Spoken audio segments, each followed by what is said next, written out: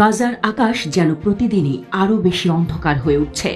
একটার পর একটা বিস্ফোরণ, ঘুমহীন রাত আর আতঙ্কে কাঁপা শিশুদের কান্না, এটাই গাজার এখনকার বাস্তবতা।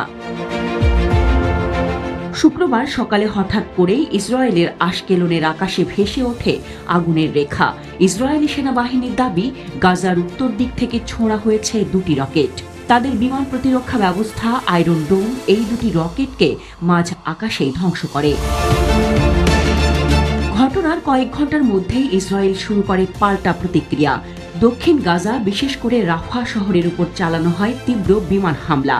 স্থানীয় সূত্র বলছে, সেখানে বিস্ফোরণের শব্দ থামেনি ঘন্টার পর ঘন্টা।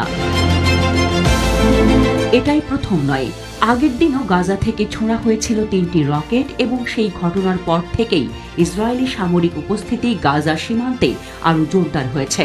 স্যাটেলাইট চিত্রে দেখা গেছে, সীমান্ত বরাবর মোতায়েন করা হয়েছে প্রচুর ট্যাঙ্ক, সাজোয়া যান এবং ভারী কামান।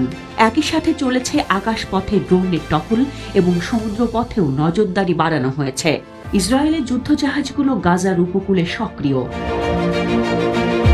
বিশ্লেষকরা বলছেন, এই যুদ্ধ আর কেবল সীমিত পরিসরে থাকছে না। ইসরায়েলের অভিযানের মাত্রা যেভাবে বাড়ছে, তাতে মনে হচ্ছে তারা বড় ধরনের স্থল অভিযান শুরু করতে যাচ্ছে।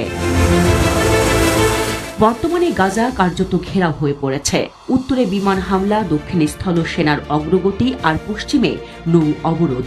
গাজার চারপাশ বন্ধ। তবে প্রশ্ন উঠছে, এত উচ্চ প্রযুক্তির অস্ত্র ব্যবহার করেও কি ইসরায়েল সত্যিই জয়ের কাছাকাছি? অন্যদিকে হামাস যেভাবে সুড়ঙ্গ ও গোপন রকেট লঞ্চার ব্যবহার করছে, তাতে স্পষ্ট তারা এখনও প্রতিরোধ চালিয়ে যেতে সক্ষম। মানবাধিকার সংস্থাগুলোর প্রতিবেদন অনুযায়ী গত কয়েকদিনে গাজায় মৃতের সংখ্যা 1000 ছাড়িয়েছে, আহত অসংখ্য। হাসপাতালগুলোয় জায়গা নেই, রক্ত নেই, ওষুধ নেই। ইসরায়েল বলছে তারা কেবল সন্ত্রাসীদের টার্গেট করছে, অথচ ভিডিও ফুটেজ বলছে বোমা পড়ছে আবাসিক ভবন, স্কুল আর বাজারের উপর।